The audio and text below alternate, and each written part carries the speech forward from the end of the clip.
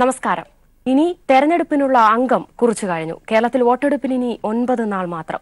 രാജ്യത്തിന്റെ വിധിയറിയാനാകട്ടെ എണ്ണപ്പെട്ട ദിവസവും. 90 കോടി വോട്ടർമാർ ഇനി ഇന്ത്യയുടെ വിധിയെഴുതും. തെരഞ്ഞെടുപ്പ് കളമൊരുങ്ങുമ്പോൾ കേരളത്തിലെ ചായക്കട വർത്തമാനങ്ങളിലടക്കം ചർച്ചാ വിഷയം തെരഞ്ഞെടുപ്പാണ്. ആരോപണങ്ങളും പ്രത്യാരോപണങ്ങളും ചർച്ചകളും സംവാദങ്ങളും ഒക്കെയായി തെരഞ്ഞെടുപ്പ് കളം നിറഞ്ഞു.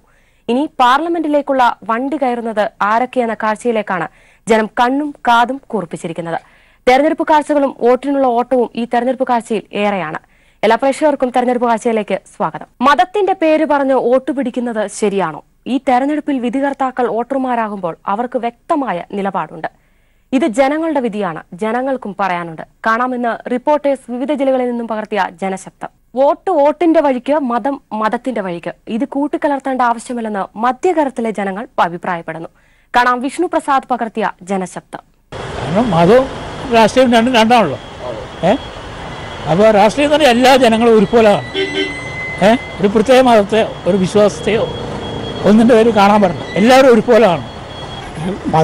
മതത്തിൻ്റെയും ജാതിയുടെ പേരിൽ വോട്ട് ചോദിക്കുന്നത് തെറ്റാണ്, ചോദിക്കാൻ പാടില്ല. ഈ നമ്മൾ വോട്ട് ചെയ്യാന്ന് വെച്ചാൽ നമ്മുടെ വ്യക്തിപരമായ കാര്യമാണ്. അത് അത്ര സുഖകരമുള്ള കാര്യമല്ല. ഓരോ വിശ്വാസമുണ്ട് ഓരോരുത്തർക്കും, ഓരോ പാർട്ടിയിൽ. ആ വിശ്വാസം നമ്മൾ മുറുകെ പിടിക്കുക, മറ്റുള്ള കാര്യങ്ങളിൽ ശ്രദ്ധിക്കാതെ. വോട്ടിന് വേണ്ടി മതത്തിനെ ആയുധമാക്കുന്നത് ഒരിക്കലും അംഗീകരിക്കാൻ കഴിയാത്ത ഒന്നാണെന്നും ദൈവത്തിനെയും ഇപ്പോൾ വോട്ട് ആയുധമാക്കരുതെന്നും കോട്ടയത്തെ ജനങ്ങൾ പറയുന്നു. കാണാം ടി.പി. പ്രശാന്ത് പകർത്തിയ ജനശബ്ദം.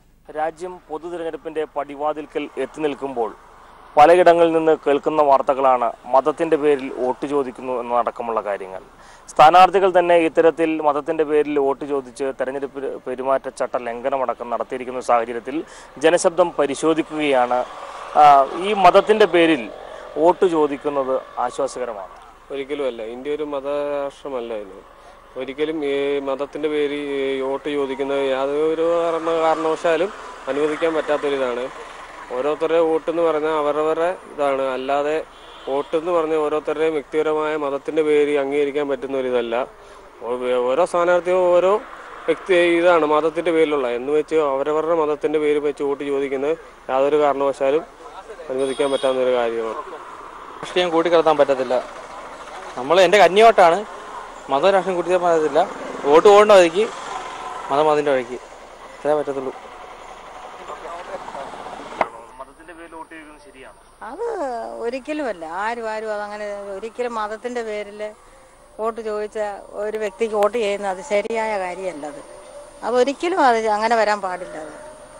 മതത്തിന്റെ പേരിൽ വോട്ട് ചോദിക്കേണ്ട കാര്യമില്ലല്ലോ. അത് തെറ്റായ നടപടിയില്ലേ? മതം ഒരു തേടി കിടക്കും, രാഷ്ട്രീയം ഒരു തേടി കിടക്കും. യഥാർത്ഥത്തിൽ ഈ തെരഞ്ഞെടുപ്പിൽ നമ്മൾ തെരഞ്ഞെടുക്കുന്ന ജനപ്രതിനിധികളെയാണ്. പക്ഷെ പലയിടങ്ങളിലും ഇപ്പോൾ ചട്ടലംഘനം അടക്കം നടക്കുന്നു മതത്തിന്റെ പേര് ചോദിച്ച്. അത് തെറ്റായ നടപടിയാണ്. മുന്നോട്ട് പോകേണ്ടത് രാഷ്ട്രീയത്തിന്റെ ഇത് വോട്ട് ചോദിക്കണം. മതവും രാഷ്ട്രീയമായിട്ട് രണ്ടും കൂട്ടിച്ചേർക്കണം. അതാണ് നല്ലത്.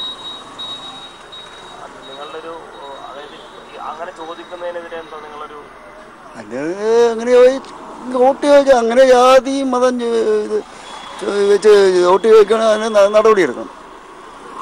അതിനായിട്ട് ശക്തമായ നടപടി എടുക്കണം എന്നുള്ളത്. മതത്തിന്റെ പേരിൽ വോട്ട് ചോദിക്കുന്നത് ശരിയല്ല എന്നുള്ളതാണ് ഒരു ഭൂരിപക്ഷ അഭിപ്രായം ഉയർന്നു വന്നിട്ടുള്ളത്. കാരണം ഇതൊരു ജനാധിപത്യ രാജ്യമാണെന്നും ആ ജനാധിപത്യ രാജ്യത്തിൽ നമ്മൾ തിരഞ്ഞെടുക്കപ്പെടേണ്ടത് ജനപ്രതിനിധികളെയാണ്, അല്ലാതെ മതമേധാവികളെ തിരഞ്ഞെടുക്കുന്ന ഒരു തെരഞ്ഞെടുപ്പല്ല എന്ന് തന്നെയാണ് പൊതുജന അഭിപ്രായം. കോട്ടയത്ത് നിന്നും ക്യാമറാമാൻ സാംജിത്ത് ആർപ്പുക്കരയോടൊപ്പം ടി.പി. പ്രശാന്ത്. പറഞ്ഞ വാഗ്ദാനങ്ങൾ പാലിക്കാതെ വരുമ്പോഴാണ് മതത്തിനെ കയ്യിലെടുക്കുന്നതെന്ന് കൊല്ലത്തെ ജനങ്ങൾ പറയുന്നു. കാണാം രാജ്കുമാർ പകർത്തിയ ജനശബ്ദം. മതത്തിന്റെ പേരിൽ വോട്ട് പിടിക്കുന്നത് ശരിയല്ല, എനിക്ക് പറയാനുള്ളത്. ഓരോ വ്യക്തിക്ക് അവരുടേതായ രാഷ്ട്രീയ നിലപാടുകളുണ്ടല്ലോ. അതനുസരിച്ചാണ് സാധാരണ നമ്മളുടെ വോട്ട് പിടിക്കുകയും ചെയ്യേണ്ടത്, വോട്ട് ചെയ്യുകയും ചെയ്യേണ്ടത്. ആണല്ലോ ഈ മതമൊക്കെ പറഞ്ഞ് വോട്ട് പിടിക്കുന്നത് ആശ്വാസമാണോ, നല്ലതാണോ? എന്താ നിങ്ങളുടെ അഭിപ്രായം? അത് ശരിയായ അല്ല. എന്തുവാണ്? അല്ല, നമുക്കൊരു വ്യക്തിപരം ഉണ്ടല്ലോ, അത് കണക്ക് ചെയ്യുക, അത്രയേ ഉള്ളൂ. മതം പറഞ്ഞ് വോട്ട് പിടിക്കുന്നത് ശരിയാണോ എന്നാണ്? അല്ല, ശരിയല്ല, തെറ്റാ. ഈ മതം പറഞ്ഞ് ഇലക്ഷനിൽ വോട്ട് പിടിക്കുന്നത് ആശ്വാസമാണോ, നല്ലതാണോ? നല്ലതല്ല. എന്താ പിന്നെ എങ്ങനെ ചെയ്യണം? വോട്ട് അവരവരുടെ ഇഷ്ടത്തിലല്ലേ ചെയ്യേണ്ടത്. മതം പറഞ്ഞിട്ട് ചെയ്യുന്നത് ശരിയല്ല. കാരണം മതം എന്ന് പറഞ്ഞാൽ ഓരോരുത്തരുടെ വിശ്വാസം അനുസരിച്ചുള്ള സാധനം. ഇലക്ഷന് വോട്ടും എന്നൊക്കെ പറയുന്നത് അത് അവരവരുടെ മനസ്സിലുള്ള എന്ന് വെച്ചാൽ എങ്ങനെ ഭരിക്കണം എന്നുള്ള രീതി അനുസരിച്ച് വോട്ട് ചെയ്യേണ്ടത്. മതം പറഞ്ഞ് വോട്ട് പിടിക്കുന്നത് നല്ലതല്ല. ഈ മതം പറഞ്ഞ് വോട്ട് പിടിക്കുന്നതിനോട് എന്താ അഭിപ്രായം? യോജിപ്പില്ല. എന്താ കാര്യം? എന്താണ് ചെയ്യേണ്ടത്? ഓരോരുത്തരുടെ അവകാശമല്ലേ വോട്ട് ചെയ്യുന്നത്, അതനുസരിച്ച് വോട്ട് ചെയ്യുന്നത്. ഇലക്ഷൻ സമയമല്ലേ, മതം പറഞ്ഞ് വോട്ട് പിടിക്കുന്നതിനോട് എന്താ അഭിപ്രായം? അതിനെതിരായിട്ടേ ഉള്ളൂ. മതമെല്ലാം ഒന്നേ ഉള്ളെന്ന ഒരു വിശ്വാസമാണ് നമ്മൾ വിചാരിക്കുന്നത്. പല മതമൊന്നും ശരിയാവത്തില്ല. ഒരു ജാതി ഒരു മതം ഒരു ദൈവം എന്നാണ് ശ്രീനാരായണ ഗുരു പറഞ്ഞിരിക്കുന്നത്. അതാണ് നമുക്ക് പ്രവർത്തിയാക്കേണ്ടത്. അത് ഇനി വന്നെങ്കിലേ ലോകം നന്നാവത്തുള്ളൂ. ജാതി മതം വഴക്കൂടിക്കൊണ്ടല്ലേ ലോകം മൊത്തം നടക്കുന്നത്. അതിനൊരു മാറ്റമായിട്ട് ഈ ഇലക്ഷൻ നമ്മൾ കാണണം. അതേ ഉള്ളൂ എനിക്ക് പറയാനുള്ളത്. മതം പറഞ്ഞ് വോട്ട് പിടിക്കുന്ന കാര്യത്തിൽ ജനങ്ങൾക്ക് യാതൊരു താല്പര്യവുമില്ല. ഒരു ജാതി ഒരു മതം ഒരു ദൈവം എന്ന സന്ദേശം ഉയർത്തിപ്പിടിക്കണമെന്നാണ് ഇതിൽ നമ്മളോട് സംസാരിച്ച് പലരും അഭിപ്രായപ്പെട്ടത്. രാഷ്ട്രീയം, വികസനം തുടങ്ങിയ കാര്യങ്ങളാണ് മുന്നോട്ട് വെക്കേണ്ടത്, അല്ലാതെ മതമല്ല എന്ന് അവർ പറയുന്നു. കൊല്ലത്ത് നിന്ന് ക്യാമറാമാൻ പ്രമോദ് പന്തിയോടിനൊപ്പം രാജ്കുമാർ. വ്യക്തമായ നിലപാടും ഉറച്ച ആത്മവിശ്വാസത്തിലുമാണ് എല്ലാ മുന്നണികളുടെയും നേതാക്കൾ. കാണാം ഇനി നേതാവിന്റെ വാക്ക്. തെരഞ്ഞെടുപ്പ് അടുത്തപ്പോൾ മോദിക്ക് സൈനികരോട് സ്നേഹമെന്ന് VS അച്യുതാനന്ദൻ. യുദ്ധവിമാനം വാങ്ങുന്നതിലും മോദി കൈയിട്ട് വാരി. മതനിരപേക്ഷത സംരക്ഷിക്കാൻ ഇടതുപക്ഷത്തിനെ കഴിയുമെന്നും അദ്ദേഹം കോഴിക്കോട് പറഞ്ഞു. BJP എന്ന ഈ ദുരന്തത്തെ അധികാരത്തിൽ നിന്ന് അകറ്റാൻ നമുക്കുള്ള ഏക മാർഗമാണ് ഈ തെരഞ്ഞെടുപ്പ്. ഇന്ത്യൻ പാർലമെന്റിൽ ഇടതുപക്ഷത്തിന്റെ കരുത്ത് വർദ്ധിപ്പിക്കുക എന്നതാണ് നമുക്ക് ചെയ്യാനുള്ളത്.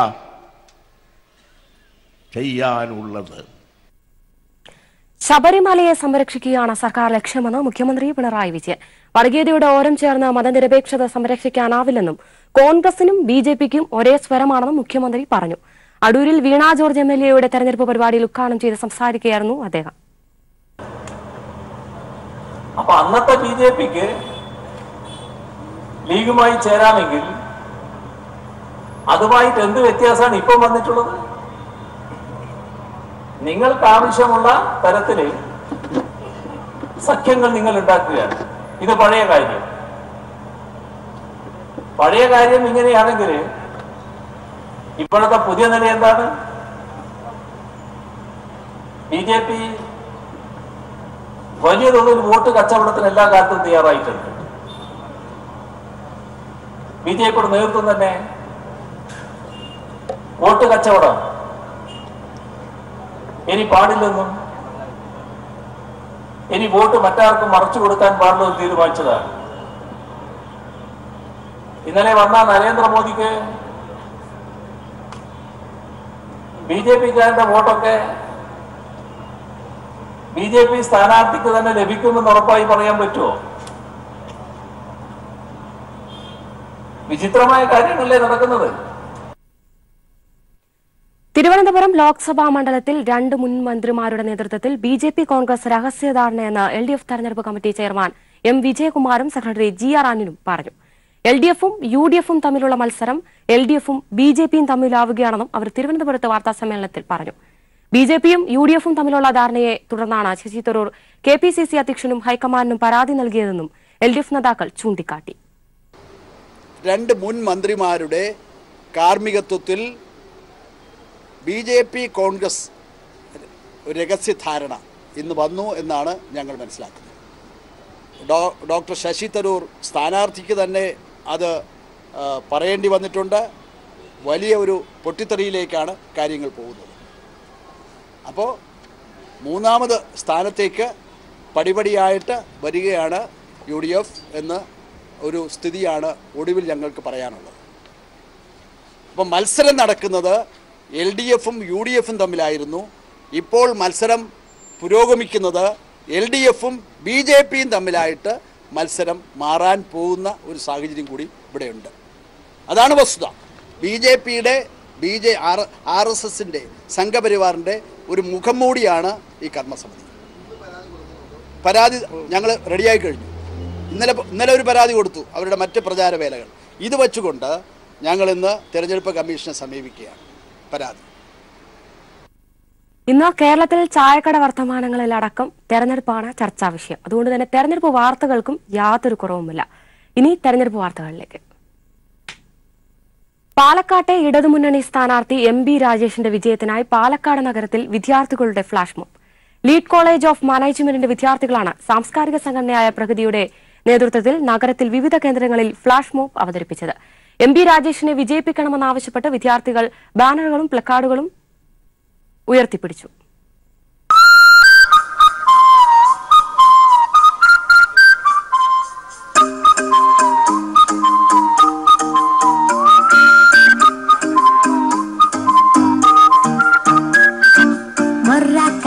மட்ராக்கா வந்தாச்சே தீவா மொர்ராக்கா மட்ராக்கா தாவியாடும் பூவா மஃப்ராக்கா மிட்டாரிக்காய கூட ஆட நீவா மஃப்ராக்கா மிட்டாரிக்கா லைஃபே டான்சிங் ஷோவா நான் மைக்கேல் ஜாக்சன் நிலவு நிலவு நடக்கா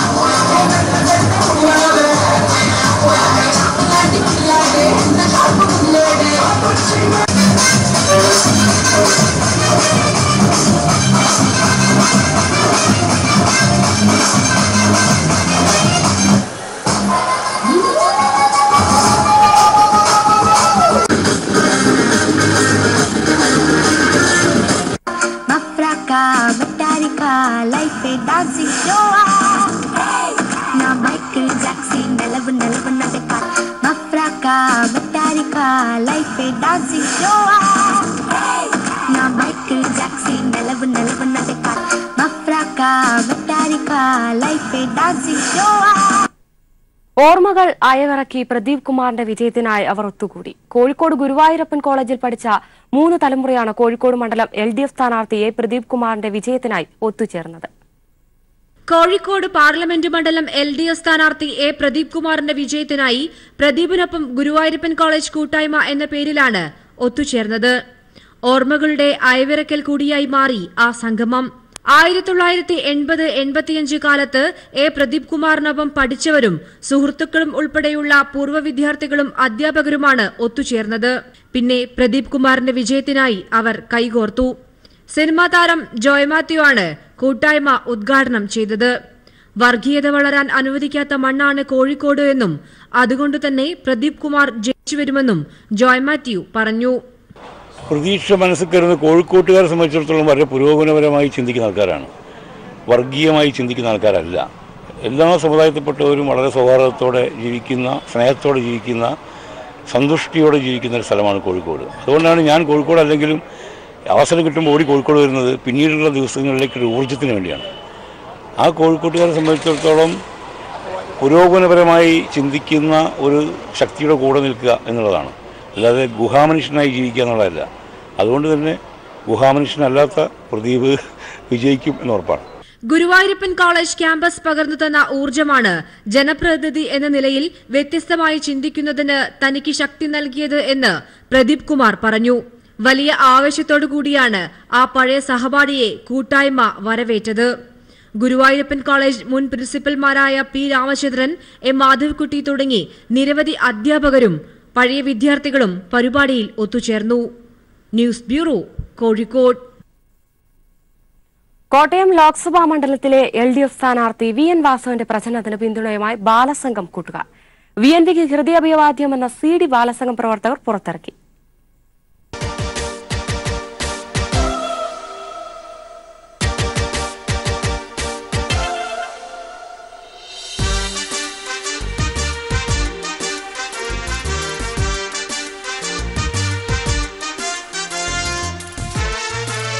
ജൈവ പച്ചക്കറികളും കതിർക്കറ്റയും മുത്തുകുടയുമായി നാടൻ നടങ്കം LDF സ്ഥാനാർത്ഥിയെ സ്വീകരിക്കുമ്പോഴാണ് ബാലസംഘം കൂട്ടുകാർ VNVയ്ക്ക് ഹൃദയ അഭിവാദ്യം നേരുന്നത്.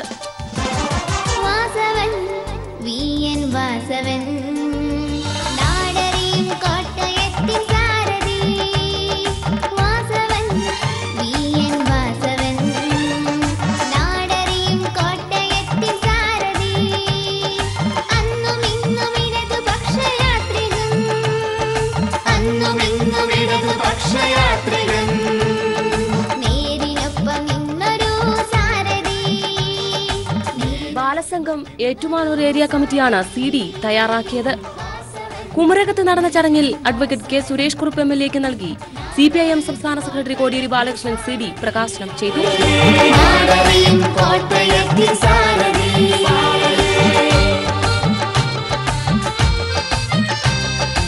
ലേഖ ജയ്മോന്റെ വരികൾക്ക് വൈക്കം സുരേഷ് കുമാറാണ് ഈണം നൽകിയത്. അദീന ജയ്മോൻ, നികിത മനോജ്, അവന്തിക ജയ്മോൻ, അമൃത, നികേഷ് എന്നിവരാണ് പാടി അഭിനയിച്ചിട്ടുള്ളത്. വിഷ്ണുരാജ് ക്യാമറയും സ്പാറ്റക്സ് എഡിറ്ററും നിർവഹിച്ചിട്ടുള്ള ഈ ഗാനത്തിന് ഓർക്കസ്ട്ര മോൻസ് രാജാണ്.